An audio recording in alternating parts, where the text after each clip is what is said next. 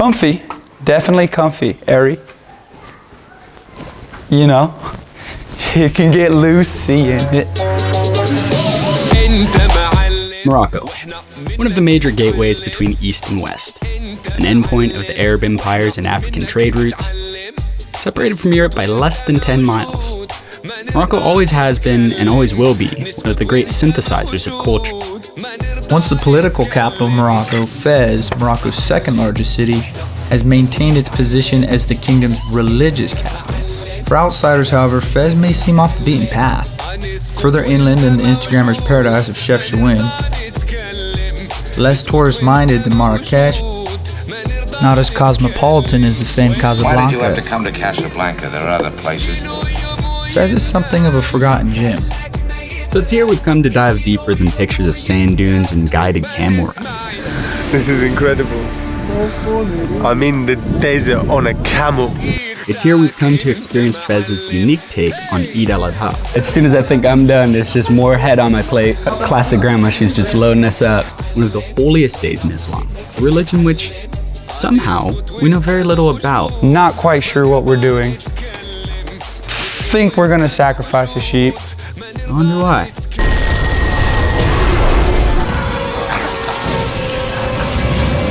Allah, Muhammad Jihad. And pledged allegiance to ISIS. Oh yeah.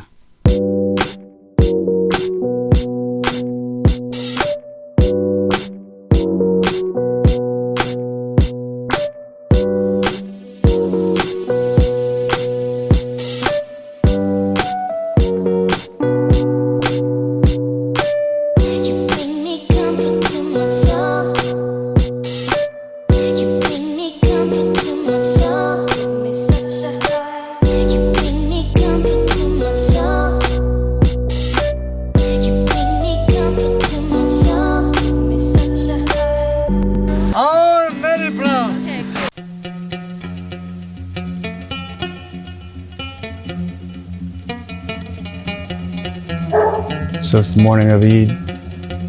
We're gonna go out and do the morning prayers.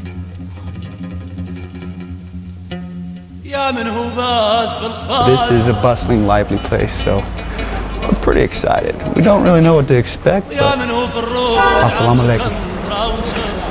But here we go. To guide us through the proceedings is Hamza Boualam, a millennial born and raised in Fez, who, let's just say, doesn't always pray 5 times a day.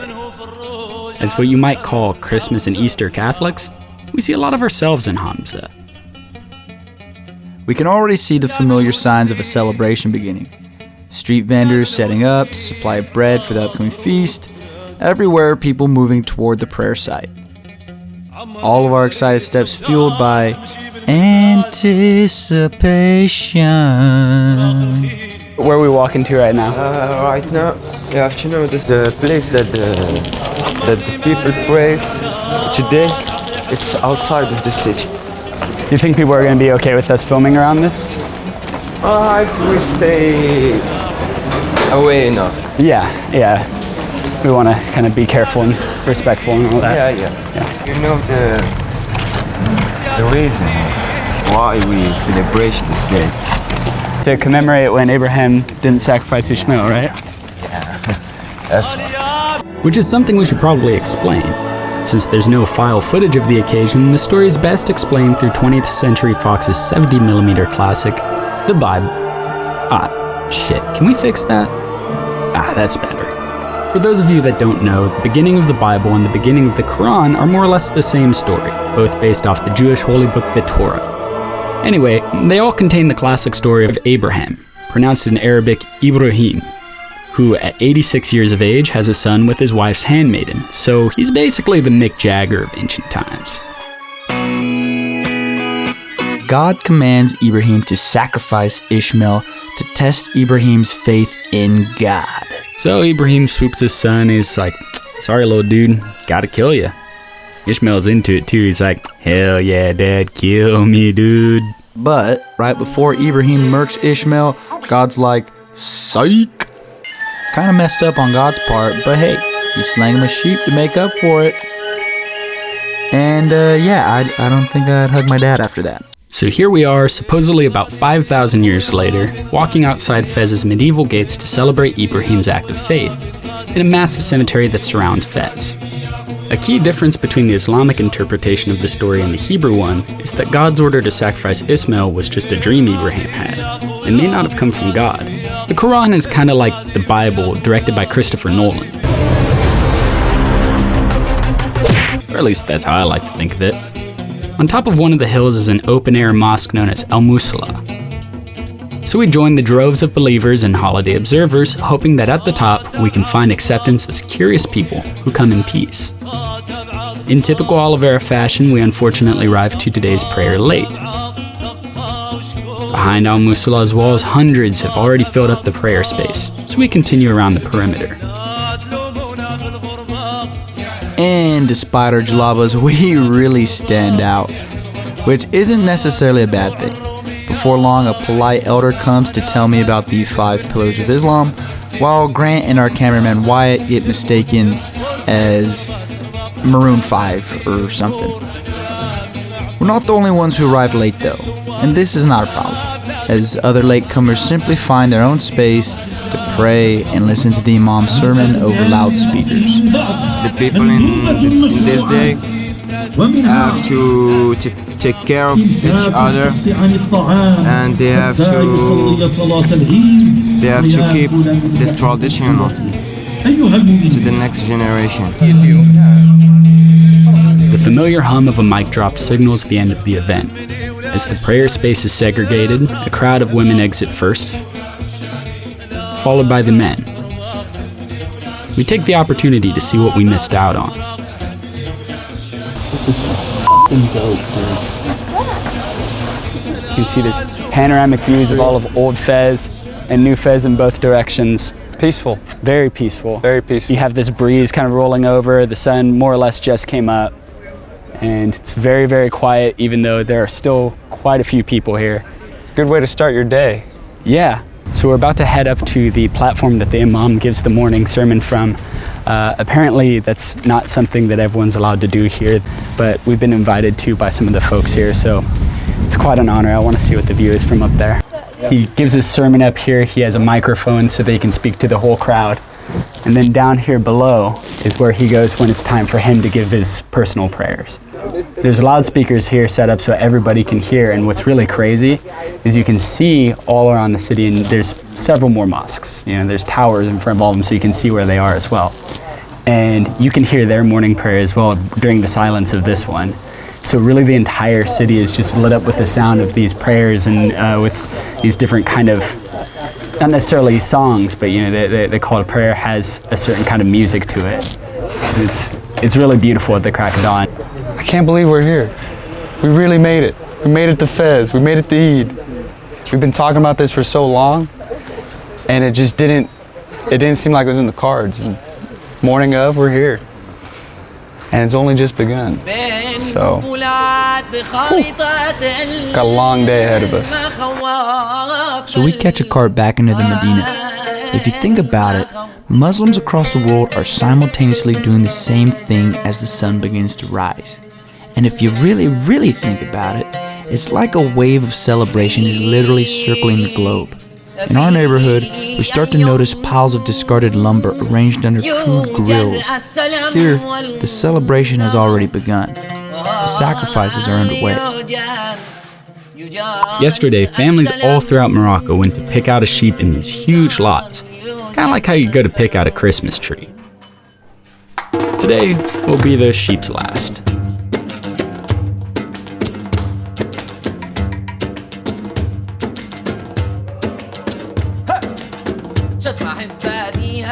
As the butchers walk the streets, we start to notice discarded hides. Lots of hides. Thousands of hides. All these hides are headed off to the tannery. Creating leather products is actually one of the cornerstones of Fez's classic economy. There's massive tanneries on the other side of town. After the butchering, it's traditional to take the head and roast it on an open fire. The smell. Whew. Powerful stuff. And so Eid obviously generates all of these hides and much more than most families have a use for. So you just come by here and drop them off, and folks will haul them away to the tannery for a small fee. Everybody wins. This isn't easy work. And actually, everybody from the neighborhood comes around and pays these guys to prepare these heads for them. Just imagine the worst accident you've ever smelled in a hair salon and times it by 1,000. Yep, just your typical tasty barbecue. In all shapes and forms. Maybe not as picturesque as your old man grilling on the back porch, but hey, everyone's got their own technique. A visible fog of burnt wool and horn now permeates every street and alleyway in the Medina, which combined with fresh carcasses baking in the sun creates a stench I'll never forget. And neither will this little boy. Happy Eid, my young friend. Happy Eid. Not quite sure what we're doing. Think we're gonna sacrifice a sheep.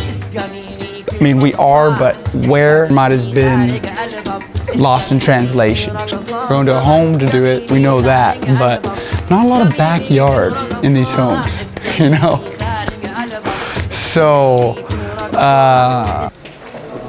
She told you welcoming in her house.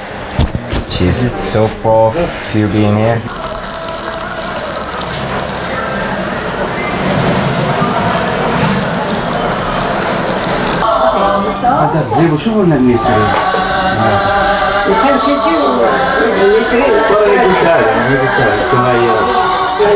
There are these songs that are just played on Eid, and they're especially for this holiday. They play them every single year. It's a lot like Christmas carols. Some people secretly get a little tired of them. I don't know.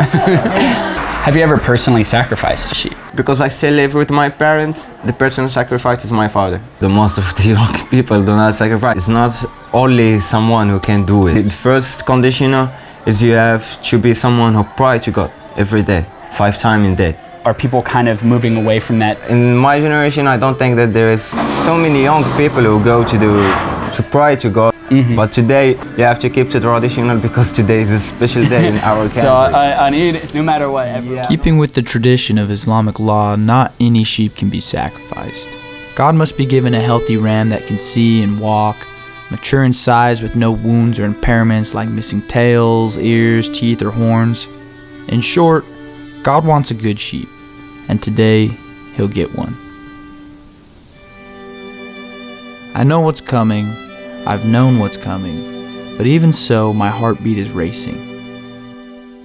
This is one of those moments in life where you think, how the f*** did I get here? Regardless, after all the hospitality shown this morning, the last thing I want to be is a rude guest. can I help? Yeah.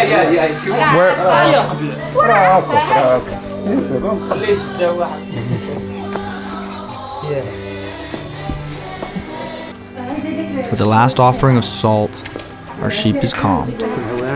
It is believed the sheep knows he is about to be sacrificed, his spirit crying out to God to be taken.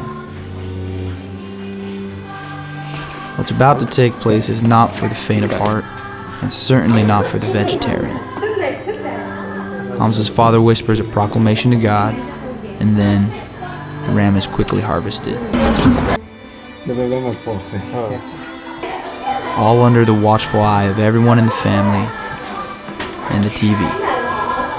Perhaps one of the most important requirements is it's mandatory to use a sharp knife, as the animal is not meant to suffer. That's how it's done. The work is shared, everyone has a role, everyone takes part, and after it's all said and done, you realize the experience itself is shared. This day it's not only about sacrifice with the sheep. All what our religion asking for is peace in the world, making all the people one.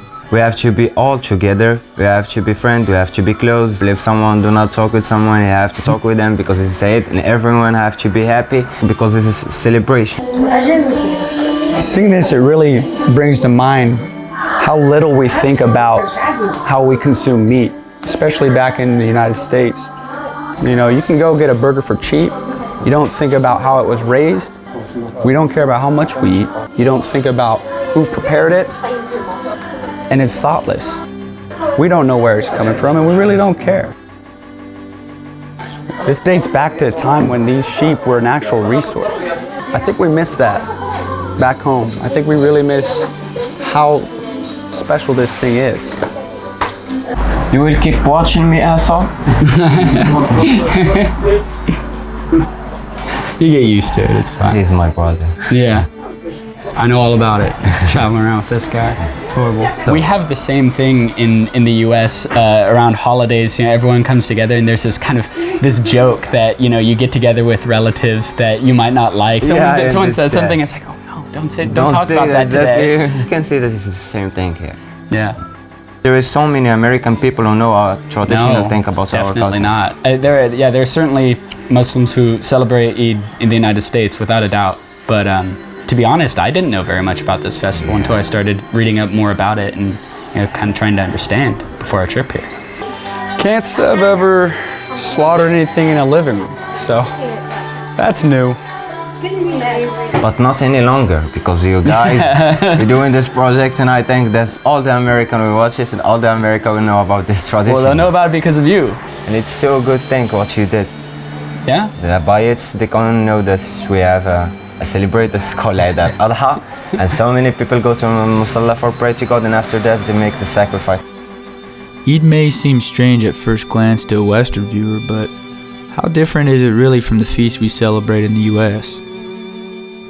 What is the difference between a Thanksgiving turkey and an Eid sheep? Is it just that you're not the one getting your hands dirty? And if the realities of butchering an animal make you feel ill, what about this? Or this? Imagine the amount of livestock butchered just to score a like. The internet is full of cartoonish visions of gluttony, inedible food made for the views and not for nourishment, memeified and easily shareable.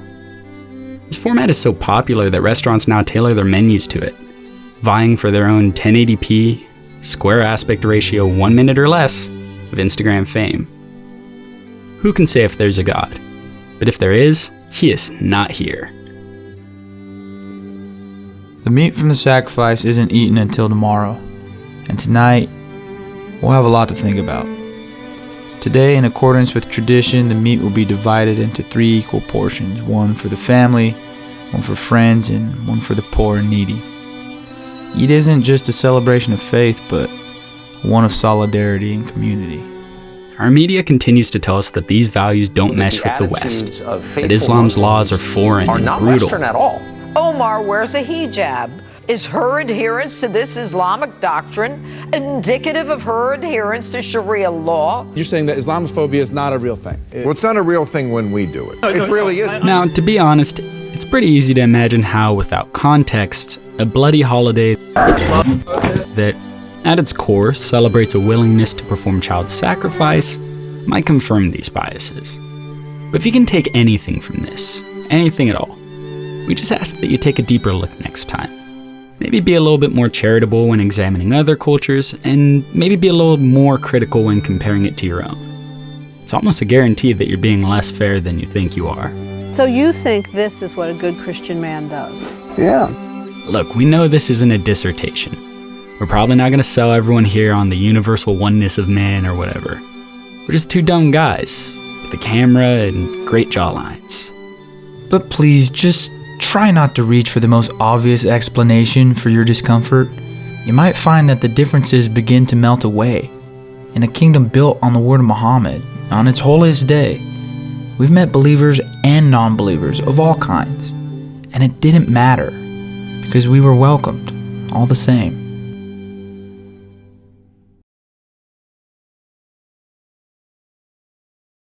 That's the end of our show. Click anywhere, somewhere in this vicinity. I'll put a little link in there in the future over this clip. It'd be pretty cool. Or don't, honestly, you're on the World Wide Web. That is the sum total of human knowledge. You can learn anything. You should actually probably feel pretty guilty for finishing this whole thing. That's 30 minutes. You could learn another language. What were you thinking? You could learn how to cook. You could learn woodworking. You could do any of this. Ironing. So, we didn't strike out, I don't think. Yeah, that's right. That's what I'm talking about, wrapping it up.